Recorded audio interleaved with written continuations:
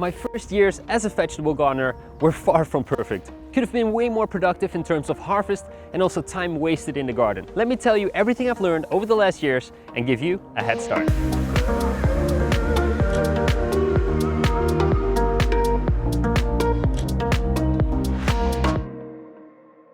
Hey, and what is going on, everybody? Welcome to the Farm Dream. My name is Raymond, and today we're talking about 10 things that you should know as a beginner gardener.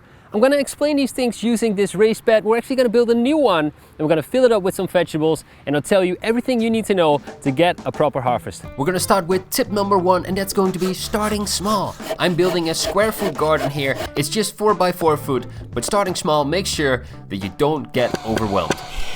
It was a little bit of work, but we're done. Our raised bed is here. It's 4 by 4 foot and it's looking beautiful. We added cardboard here to the bottom, and I will explain in a little bit why. It's Charles Dowding's no-dig method, but first we need to add some compost.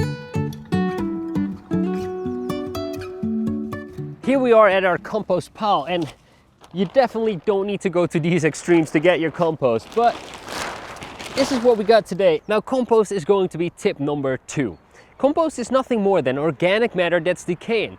Stuff like leaves or manure, some wood chips, anything that's decaying after a while turns into compost. Now, I'm personally growing on compost here, which is a combination of straw, horse manure and chicken manure. They use this for growing mushrooms, and after the mushrooms are harvested, this is what's left.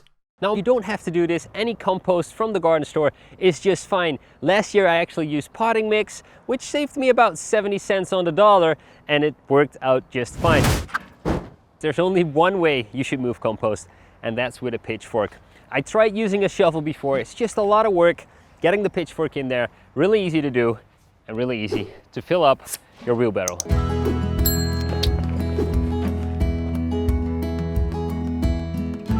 The next step may actually seem a little bit weird, but we're gonna stand on our beds. Now, this is not suggested in too many different gardening styles, but it's actually just fine to do. We're firming up the soil. We're not stamping down, but we're just firming it up. Roots like to have a little bit of a strong spot to hold on to. So by firming it up like this, we can add in a little bit more compost and still be perfectly fine.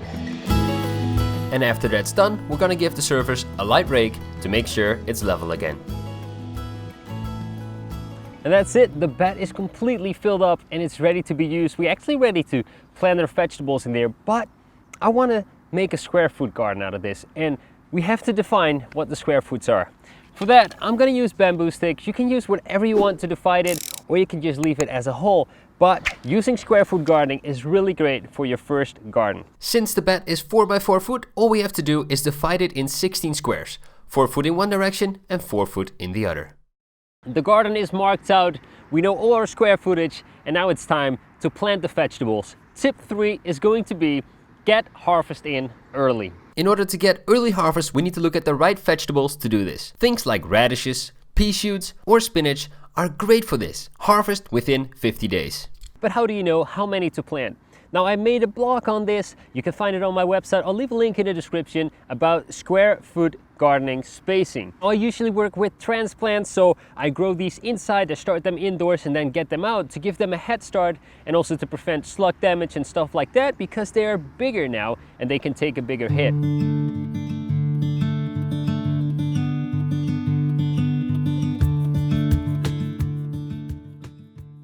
Before we can harvest, there's actually quite a few things we need to look at. And the first thing, tip number 4, is going to be knowing when to water. Now, there's been a thing going around in the gardening world where people just water once a day. And there's not much wrong with that, as long as you do it early in the morning. When you do it at night, the water will stay on the leaves and can actually create a fungi, and that might kill your plants off. So when watering once a day, if that's your style, please do it in the morning. A better way of doing it, that's looking at how much water there is in your soil. You can see it at the top when it's dried out, but how much is actually in there?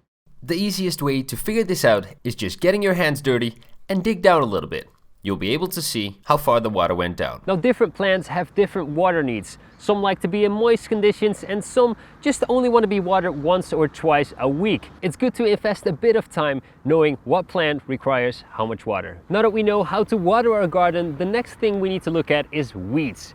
And these things keep on popping up, and they will definitely not go away anytime soon, but there's something that we can do to avoid having a lot of trouble with them. When I'm in my garden and I'm just watering, I'm always looking for weeds.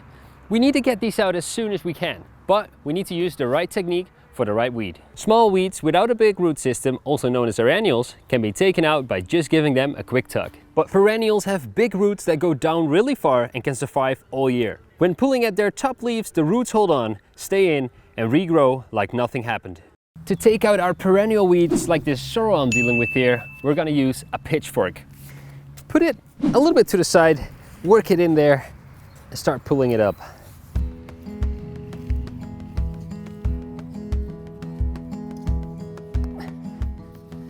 Upon further inspection, I can see I got out the entire root, so it shouldn't grow back, but if I left even one little bit in there, it's gonna come back. And to be honest, I already see one right next to it.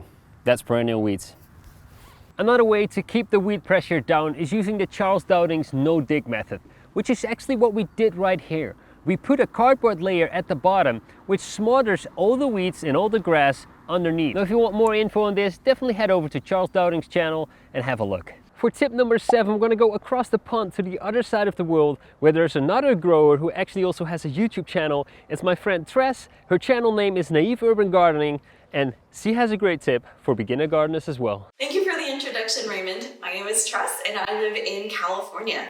The weather is a little bit different from Raymond's right now. I live in a zone 10A climate. If you are first starting to garden, congratulations. It's one of the most rewarding things that you can do for yourself. But I also have 3 tips for beginner gardeners. Don't spend that much money in the beginning. A lot of cities and towns actually offer free or discounted compost. Community gardens can offer free or discounted seed. You don't know when you like it, so it's good to experiment when it's cheap. The majority of my raised beds are filled with free city compost, so I'm glad that resource was available to me. Even if you don't live in a big city, I would still check with your local governance to see what type of resources they have available for free. You don't need to grow in beautiful raised beds right away. You can grow in the ground or grow in these cheaper felt containers. Just wanted to show you my sunflower. This bloomed in January because my climate just allows for sunflowers year round. So the second tip I have is to know your growing zone and know what grows well and at what time of the year. Knowing that will prevent a lot of heartache in the future.